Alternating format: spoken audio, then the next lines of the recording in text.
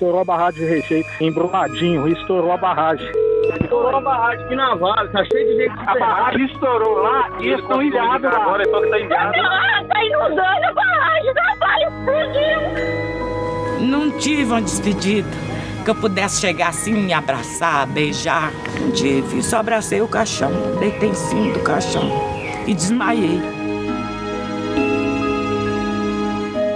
A saudade é muito grande. É uma ferida que todo dia sangra. Era meio-dia 28 de uma sexta-feira comum quando o chão de Brumadinho começou a roncar. Não foi um trovão, não foi uma explosão, foi mais profundo, foi mais primitivo, como se a própria terra estivesse rasgando por dentro.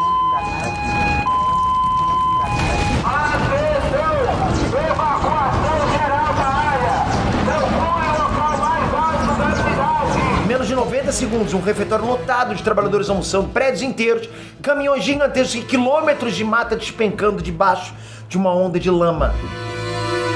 Não tinha pra onde correr, não dava tempo pra gritar. E o mais aterrorizante de tudo é que muita gente já sabia que aquilo poderia acontecer. Eles sabiam, e mesmo assim, deixaram as pessoas ali. Fala pessoal, Peter aqui. Bom, hoje a gente vai voltar pro dia 25 de janeiro de 2019. O lugar é Brumadinho, uma cidade tranquila no interior de Minas Gerais, cercada de montanhas verdes e de uma natureza que sempre foi orgulho da região. Bem ali, num lugar chamado Córrego do Feijão, ficava a mina da Vale, uma das maiores mineradoras do mundo. E ali também ficava a barragem B1, uma estrutura gigantesca que guardava milhões de metros cúbicos de rejeito de minério de ferro. Era literalmente uma montanha artificial de lama tóxica, segurada por uma parede de terra de 86 metros de altura. Naquela manhã, centenas de pessoas chegaram para mais um dia normal de trabalho. Operadores de caminhão, engenheiros, mecânicos, funcionários da cozinha, gente de empresas terceirizadas. Todo mundo já com planos para o fim de semana, todos com família esperando em casa. Nenhum deles imaginava que estava trabalhando bem embaixo de uma bomba relógio. E o que deixa essa história tão revoltante não é só a tragédia em si, é tudo que veio antes, tudo que foi ignorado. Você já parou para pensar quantas vezes alguém avisou que alguma coisa estava errada e ninguém quis ouvir? Guarda essa pergunta, porque ela vai voltar várias vezes nessa história. Para entender o tamanho do que aconteceu, primeiro a gente precisa entender o que era aquela barragem. A B1 era o que se chama de barragem de rejeitos. Quando a mineradora extrai o ferro da rocha, sobra uma quantidade enorme de resíduo, uma mistura de água, areia fina e lama. Esse material precisa ir para algum lugar, e o jeito mais barato de guardar tudo isso é represar numa barragem. A da Vale, em Brumadinho, foi construída de um jeito específico, chamado de alteamento a montante. É uma técnica considerada uma das mais perigosas do mundo. Por quê? Porque a estrutura é levantada em cima do próprio rejeito molhado. Em vez de uma parede sólida de concreto, você tem camadas de material instável empilhadas umas sobre as outras, crescendo para cima e para trás, em cima de uma base que nunca foi feita para sustentar tanto peso. Bom, esse método já tinha sido proibido em vários países, justamente porque é mais barato e mais arriscado, e tinha motivo de sobra para essa proibição. Existe um fenômeno sinistro chamado liquefação. Em condições normais, o rejeito dentro da barragem parece sólido o suficiente para sustentar o peso, mas em certas circunstâncias esse material pode perder a existência de uma hora para outra e se comportar como líquido. Num instante, o que parecia chão firme vira um mar de lama. E quando isso acontece, numa barragem com milhões de toneladas de rejeito, não há nada que segure, nada. A massa toda escapa de uma vez, sem aviso, sem um segundo de hesitação. É instantâneo. É o tipo de coisa que quando começa, não dá mais para parar. Os engenheiros sabiam disso, a Vale sabia disso. A ciência por trás disso não era segredo nenhum, né? E foi exatamente isso que aconteceu naquele dia. Mas ok, vamos voltar um pouquinho no tempo, porque a verdade é que a tragédia de Brumadinho não começou em 2019. Ela começou anos antes, em reuniões fechadas, em laudos técnicos e em mensagens trocadas entre pessoas que conheciam o risco. Existe um índice na engenharia chamado fator de segurança. Ele mede basicamente o quanto uma estrutura está longe de desabar. Quanto maior o número, mais segura ela é. Bom, a comunidade internacional e a própria Vale adotavam como mínimo aceitável o número 1,3, ok? Qualquer coisa abaixo disso era considerado perigoso, inaceitável, o sinal vermelho gritante, deve com 4. Pois bem, investigações que foram feitas depois mostraram que a barragem B1 operava com um fator de segurança de só 1,09. Isso é muito, muito abaixo do limite seguro. Estava praticamente no fio da navalha. E aqui é onde a história fica realmente perturbadora. Em novembro de 2017, ensaios geotécnicos feitos na barragem já apontavam números alarmantes. Os primeiros resultados indicavam um fator de segurança ainda mais baixo, na casa de 1,06 e uma condição claramente satisfatória de segurança. Uma empresa contratada para os estudos chegou até a comunicar formalmente que aqueles números eram inviáveis para emissão do laudo de estabilidade de 2018. Em outras palavras, alguém olhou para os dados, fez as contas e disse com todas as letras que aquela barragem não estava segura. Cuidado com isso. Então pensa nisso por um instante. Mais de um ano antes do desastre, o sinal de alerta já estava aceso, já estava ali. Os números já estavam na mesa, as pessoas certas já tinham visto eles, já tinham visto os números, já tinham visto que a segurança era ridícula. Mas a mina não parou, as pessoas continuaram trabalhando e o refeitório continuou ali, no caminho exato por onde a lama ia descer. E tinha ainda outra peça nesse quebra-cabeça. Uma empresa alemã de auditoria, TÜV Süd, foi quem fez as declarações de estabilidade da barragem. Era ela quem devia testar para os órgãos fiscalizadores que a estrutura estava firme. E em junho e setembro de 2018, ela assinou laudos confirmando que a barragem era estável. O problema é que, segundo as investigações, esses laudos não correspondiam à realidade. Acharam mensagens internas trocadas em maio de 2018 que um representante da própria empresa, um engenheiro chamado Makoto Namba, admitiu para os colegas que a declaração de estabilidade não podia ser assinada, porque a barragem não tinha atingido o fator de segurança mínimo. Ele contou depois que ele se sentiu pressionado por um funcionário da Vale a assinar mesmo assim. E o documento acabou sendo emitido um mês depois, restando exatamente aquele fator de segurança insuficiente, 1,09. Para a justiça e para as investigações, isso significava uma coisa só. Não foi um acidente imprevisível, não foi um raio caindo do céu, foi uma tragédia anunciada, Tinha pessoas que sabiam do risco e que mesmo assim mantiveram trabalhadores na zona mais perigosa, debaixo da estrutura, almoçando todos os dias, bem no caminho da lama. Mas naquela manhã de janeiro, nada disso estava na cabeça de quem chegava para mais um turno, Para eles, era só mais um dia, mais um almoço, mais uma conversa, com os colegas. A vida seguindo o ritmo normal, sem saber que dentro daquela montanha de rejeito, o tempo já estava se esgotando. Então vamos falar agora das pessoas, porque por trás dos números, dos laudos e das siglas técnicas, existiam vidas inteiras, existiam sonhos, contas para pagar, filhos para criar, planos para o futuro. Todos os dias, junto com pelo menos 200 outros funcionários, gente como Rosária ia almoçar no refeitório do complexo. Ela trabalhava num dos prédios administrativos da mina, a poucos minutos de ônibus da área das refeições. Era uma rotina simples, repetida centenas de vezes. Bater o ponto, trabalhar, parar para o almoço, conversar com os colegas, voltar para o serviço. O refeitório ficava logo abaixo da barragem e ninguém pensava nisso como um perigo. Era só o refeitório, Era onde a vida do trabalho acontecia, onde as amizades se formavam, onde se contavam as novidades do dia. A mãe da Rosária, uma senhora de mais de 70 anos, depois da tragédia, passou dias sentada na calçada da velha casa de telhas vermelhas, gritando em vão pela filha, pedindo que ela voltasse, que aparecesse, que voltasse para a mãe. É o tipo de imagem que resume, melhor do que qualquer número, o tamanho do que foi perdido ali. Não foram estatísticas, foram filhas, filhos, pais, mães, pessoas com nome, com rosto, com gente esperando em casa, filhos esperando em casa, filhas esperando em casa. Naquele meio-dia, o refeitório estava cheio, era hora do almoço, horário de maior movimento. Funcionários da Vale, terceirizados, motoristas, pessoal da limpeza, da cozinha, pratos sendo servidos, conversas, risadas, gente combinando o fim de semana que estava chegando. Uma cena absolutamente comum em qualquer empresa do mundo. E foi exatamente nesse instante, no pior momento possível, no horário em que tinha mais gente reunida naquele ponto, que a parede da barragem cedeu.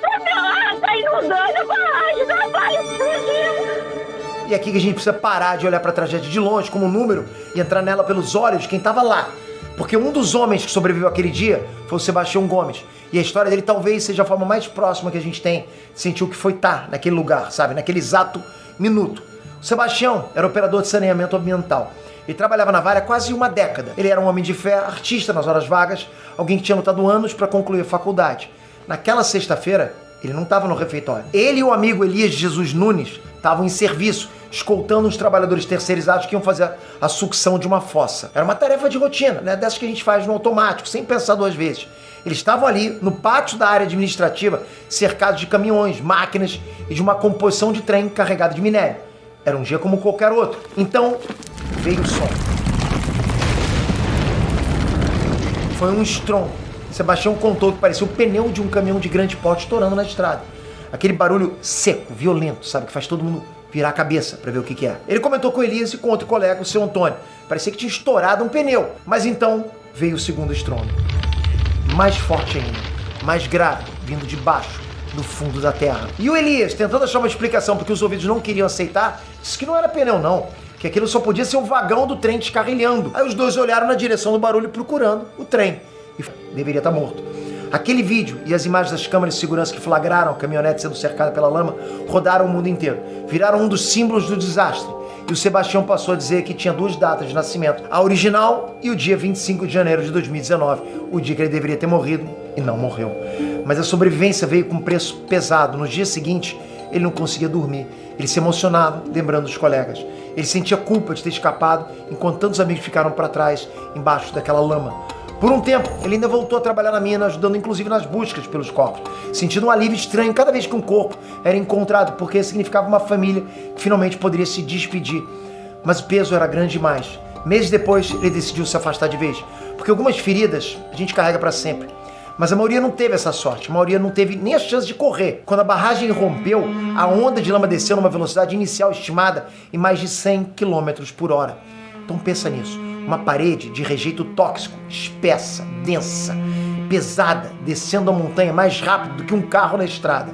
O refeitório foi engolido em segundos. As pessoas que estavam ali almoçando não tiveram a menor chance, nem perceberam o que estava acontecendo. Meu Deus do céu! Ô meu pai, nosso amigo, gente! Não houve tempo para reagir, para entender o que estava acontecendo, para se despedir. No instante ele estava na mesa, no instante seguinte tudo estava coberto. Os prédios administrativos foram varridos do mapa. Os caminhões gigantescos da mineração, daqueles com pneus mais altos do que uma pessoa, foram arrastados como se fossem brinquedos de criança. Pontes, torres de transmissão de energia, trens de carga inteiros, tudo sugado e triturado pela corrente. E a lama não parou no complexo da mina. Esse é um dos pontos mais assustadores, né? Ela continuou descendo, seguindo o curso natural do terreno, caindo no Ribeirão Ferro Carvão e depois alcançando o rio Paraupeba. No caminho, ela devorou casas, fazendas, pousadas, estradas. Famílias inteiras que viviam na região, que não tinham nada a ver com a mineração, que só estavam em casa naquela sexta-feira, foram apanhadas. Animais, plantações, nascentes, tudo soterrado debaixo de uma camada de rejeito que se estendeu por mais de 300 quilômetros rio abaixo. Foram mais de 12 milhões de metros cúbicos de lama tóxica espalhados pela bacia. Um rastro de destruição pode ser visto até do espaço. Tinha um caseiro que morava com a esposa numa fazenda próxima da barragem. Ele vivia naquele imóvel há anos e de repente ele viu o mundo virar lama, né? Tinha trabalhadores que tinham começado emprego há poucos dias. Gente que estava ali fazia menos de uma semana, realizando o sonho de uma vaga numa grande empresa. Pais de famílias, filhos, irmãos, casais que trabalhavam juntos na mesma mina. E entre as vítimas, 2 mulheres grávidas. Por isso, né, mesmo que a contagem oficial de mortos seja de 270 pessoas, muitos consideram que foram 272 vidas perdidas naquele dia, contando os bebês que nunca chegaram a nascer. Nas primeiras horas, a confusão era total, né? Ninguém sabia ao certo quantas pessoas estavam no local no momento do rompimento. As estimativas falavam em centenas de desaparecidos, em quase 300 pessoas sem paradeiro. As contas iniciais estimavam mais de 400 pessoas no complexo, das quais cerca de 270 tinham sido resgatadas com vida nas primeiras horas, né? Enquanto quase 300 seguiam desaparecidas. Equipes de resgate, bombeiros, militares e voluntários começaram a chegar de toda parte, de Minas Gerais e de outros estados. Mas o cenário que encontraram era de um pesadelo. Um mar de lama que cobria tudo até onde a vista alcançava. Instável, traiçoeiro, sabe? Onde cada passo podia significar afundar e desaparecer também. Lama movediça. Helicópteros sobrevoavam buscando qualquer sinal de vida. Sobreviventes presos na lama, ilhados, eram resgatados e içados pelo ar. Tenha misericórdia, meu Deus. Tenha misericórdia. Existia uma angústia ainda maior pairando sobre tudo.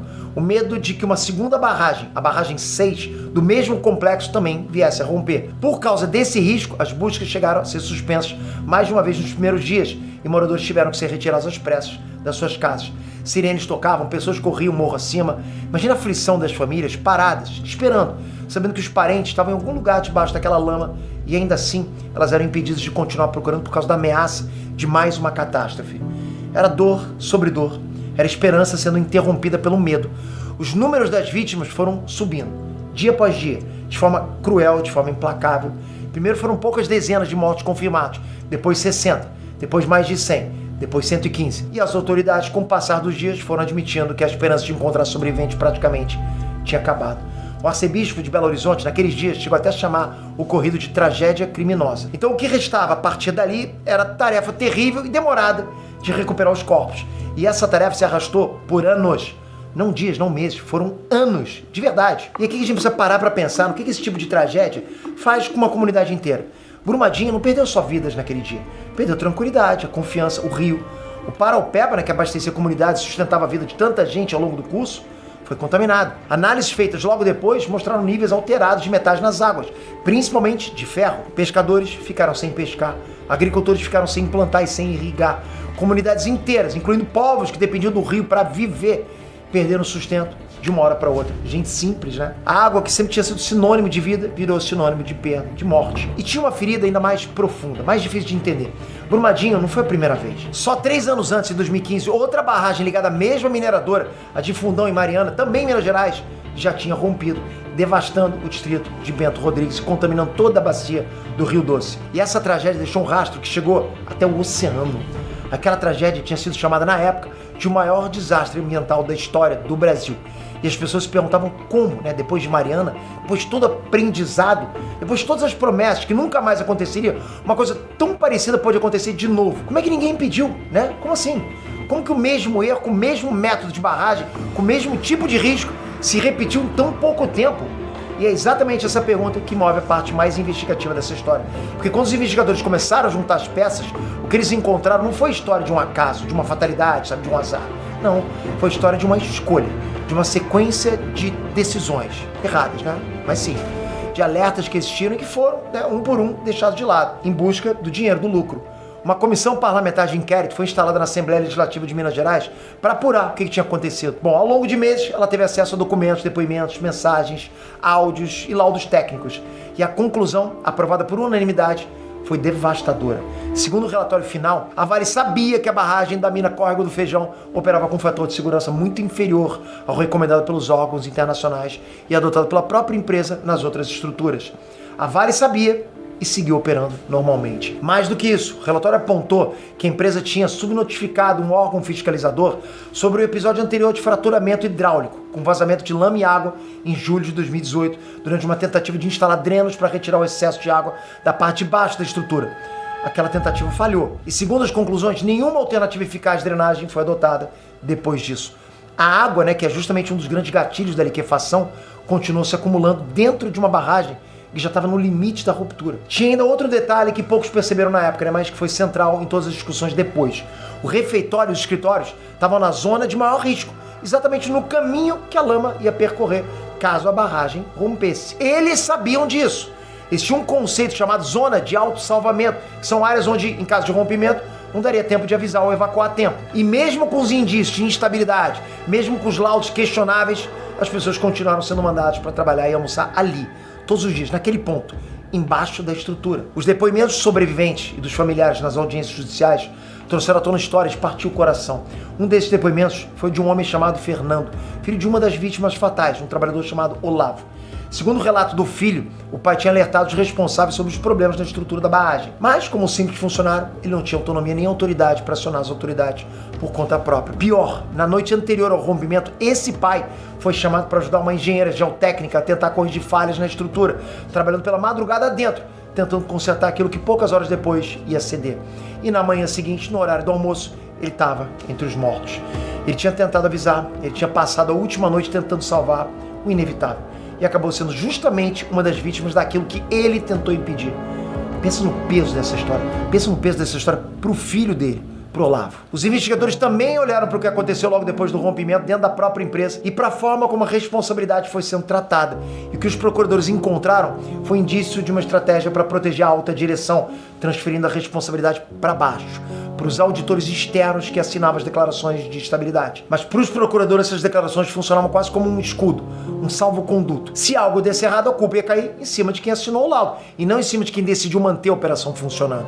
Percebe como é cruel isso? É cruel, corrupto, é maldoso isso aí. Até então, o presidente da empresa na época chegou até a afirmar que se a estabilidade da barragem não tivesse sido atestada pela auditoria, a tragédia teria sido evitada. Essa foi uma frase que, para os familiares das vítimas, soou como uma confissão de que tudo dependia daquele pedaço de papel e de que aquele papel não correspondia à verdade dos fatos. Bom, no fim, a CPI pediu o indiciamento de várias pessoas, além da Vale e da empresa de auditoria alemã.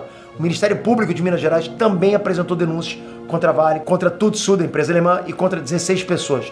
Entre as acusações, tinha a mais grave de todas: homicídio. Porque na visão das investigações, quem mantém centenas de pessoas trabalhando embaixo de uma estrutura perigosa não está cometendo um acidente, está assumindo o risco de matar. É o que no direito se chama de dolo eventual, né? Quando alguém não quer diretamente o resultado, mas aceita que ele aconteça e continua agindo mesmo assim. Mas aqui chega a parte que talvez seja mais difícil de aceitar nessa história toda, né?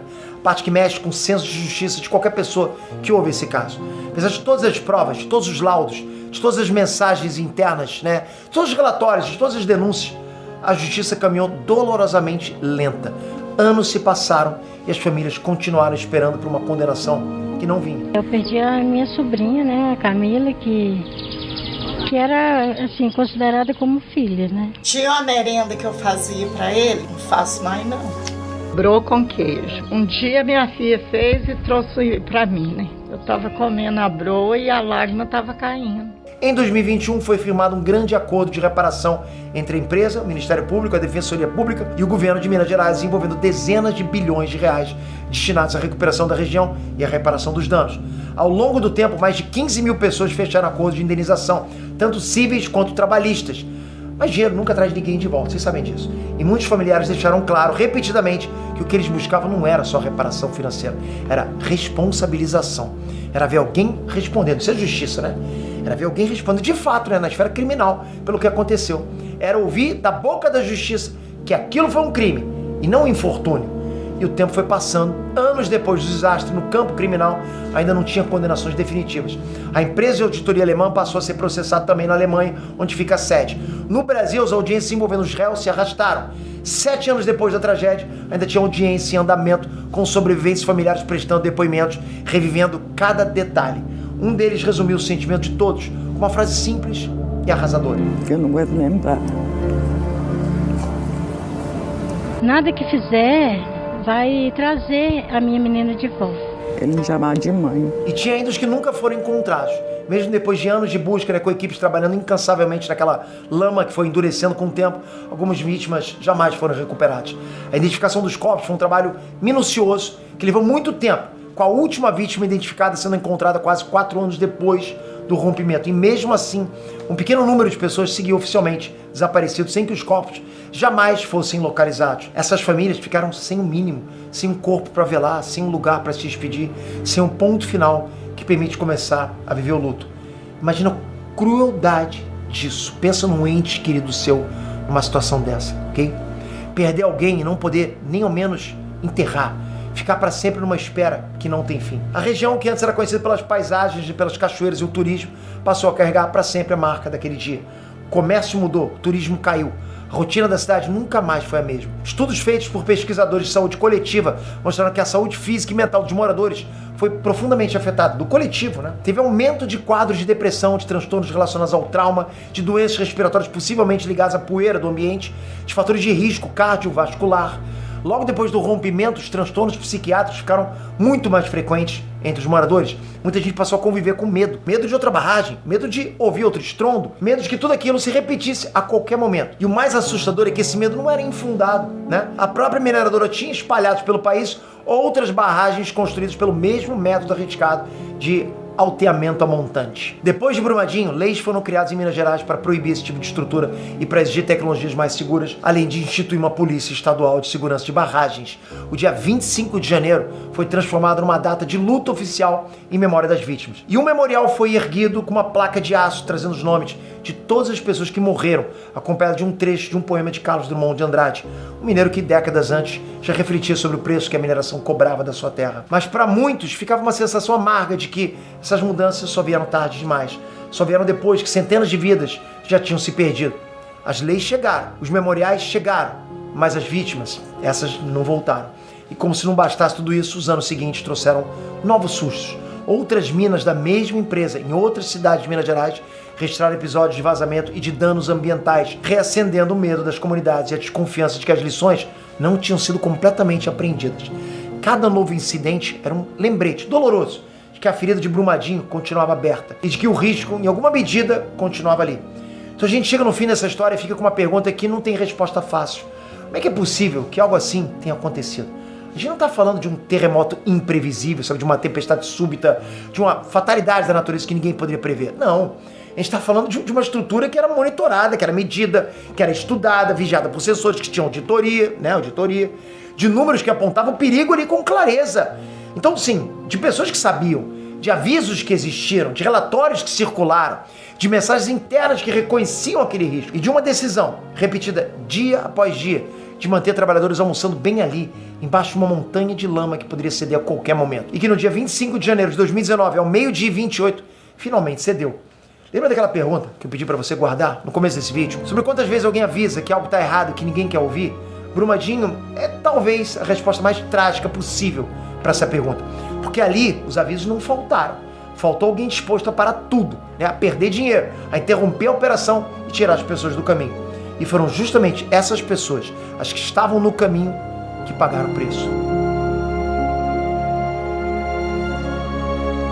A lama de Brumadinho secou com o tempo. Ela endureceu, virou parte da paisagem. Foi sendo retirada aos poucos. Mas a ferida não secou. Ela continua ali, nas famílias que ainda esperam por justiça, no rio que ainda carrega as marcas do desastre, nas pessoas que perderam tudo num único minuto de uma sexta-feira e nos nomes gravados naquele memorial de aço. E talvez a lição mais difícil de toda essa história seja justamente essa. A de que algumas tragédias não são obra do acaso, elas são construídas aos poucos, em silêncio, por escolhas, por pressões, por papéis assinados e por avisos que ninguém quis escutar a tempo. E quando elas finalmente acontecem, levam menos de 90 segundos para destruir o que levou uma vida inteira para se construir. E agora eu quero saber de você, você acredita que uma tragédia como a de Brumadinho poderia ter sido completamente evitada se os avisos tivessem sido levados a sério? Você acha que depois de tudo as lições foram realmente aprendidas ou ainda existem outras Brumadinhas esperando para acontecer por aí? Comenta aqui embaixo, porque eu li cada comentário e eu quero muito saber a sua opinião sobre esse caso. Se essa história mexeu com você, deixa teu like, compartilha com alguém que precisa conhecer o que de fato aconteceu ali e se inscreve no canal Casos Reais, que é assim que a gente mantém viva a memória de quem não pode mais contar a própria história. Que esses nomes não sejam esquecidos. A gente se vê no próximo. Obrigado, até a próxima.